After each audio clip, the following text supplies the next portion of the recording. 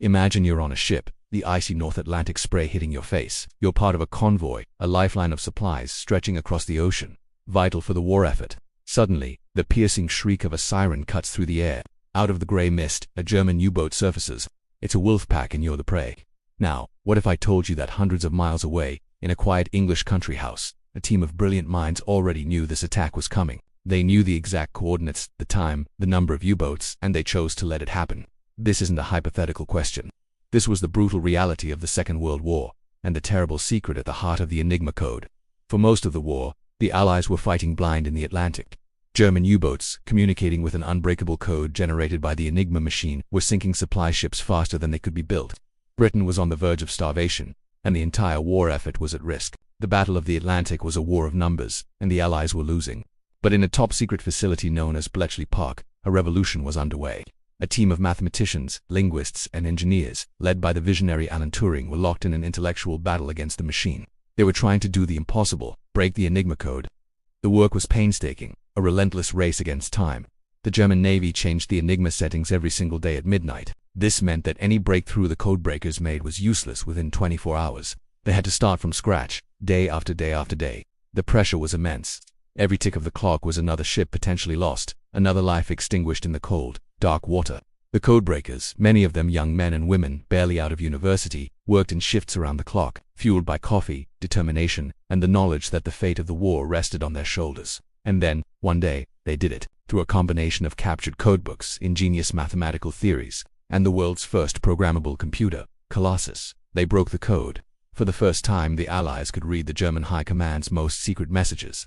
They could see the U-boats' patrol routes, their attack plans, their rendezvous points. It was the single greatest intelligence breakthrough of the war. They called this intelligence Ultra. It was a weapon more powerful than any battleship or bomber. But with this incredible power came a terrible, soul-crushing dilemma. How do you use this information without revealing that you have it? If the Germans ever suspected that Enigma was compromised, they would change the system immediately. They might create a new, even more complex machine, and the advantage would be lost forever. The lights at Bletchley Park would go dark, and the U-boats would once again rule the Atlantic. The secret of Ultra had to be protected at all costs, and the cost was measured in human lives. Let's go back to that convoy in the North Atlantic. A message is decrypted at Bletchley Park. It's a direct order from Admiral Dönitz, the head of the German Navy, detailing a massive wolfpack attack on convoy HX-229. The information is rushed to the highest levels of command, all the way to Prime Minister Winston Churchill. Now, picture yourself in his shoes. You have the power to save that convoy. You can divert it, send air support, and ambush the U-boats. You can save hundreds of sailors, tons of precious cargo, and strike a blow against the enemy. But what happens next? The Germans aren't stupid. If one of their perfectly planned ambushes turns into a trap for them, they'll ask why. If it happens again, they'll be certain. An investigation will be launched. They will look at every possibility, and eventually their suspicion will fall on the one thing they believe to be invincible, Enigma. The secret will be out, and the war could be lost. So, Churchill is faced with a choice that seems to defy all morality. Do you save the one convoy and risk losing the war? Or do you sacrifice those men to protect the source? To protect Ultra so you can win the war in the long run? This wasn't a one-time decision. This was a constant, agonizing calculation that the Allied command had to make. They developed a terrifyingly logical system. They couldn't act on every piece of Ultra intelligence. They had to create a cover story for every action they took.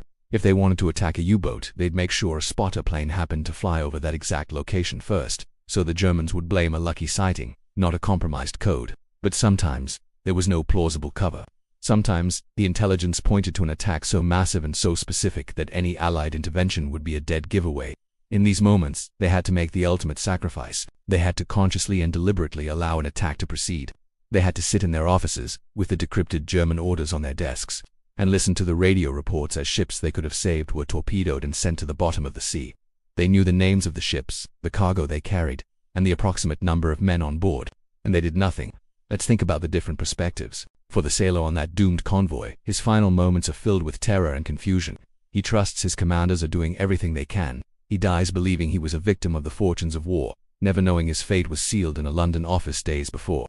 For the codebreaker at Bletchley Park, the victory of cracking the code is immediately tainted. He reads the message, he knows what's coming, and then he has to sit by and watch it happen. He is part of a machine that saves lives, but he's also complicit in sacrificing them. The psychological toll on these men and women was immense. They were sworn to absolute secrecy, unable to share their burden with anyone, carrying the weight of these decisions alone. And for Churchill, this was the essence of leadership in total war. He had to weigh the lives of a few hundred against the lives of millions. He had to make a cold, mathematical decision about human life. Was it morally right? From our peaceful perspective today, it seems monstrous, but in the context of a global conflict that threatened the very existence of freedom, the leaders believed they had no other choice. Saving Ultra, they argued, shortened the war by at least 2 years. By sacrificing some convoys, they were able to strategically route the vast majority of them to safety. They were able to hunt and destroy the U-boats with devastating efficiency, eventually winning the Battle of the Atlantic. The intelligence from Ultra was also critical in countless other campaigns, from the deserts of North Africa to the beaches of Normandy. Historians estimate that by protecting the secret, the Allies saved millions of lives that would have been lost if the war had dragged on. It's a classic ethical problem, the trolley problem, but on a global scale. Do you sacrifice one to save 5? Except here, it's sacrificing hundreds to save millions. There's no easy answer. The story of Enigma is not just a tale of brilliant minds and technological marvels. It's a profound and disturbing story about the moral compromises of war. It reminds us that victory often comes at a price that is too terrible to comprehend, a price paid by ordinary people who never knew the full story. It shows that behind the grand strategies and historic battles, there are impossible decisions with immense human consequences. The silence of the Allied commanders as those ships sank was the sound of a terrible but necessary secret being kept.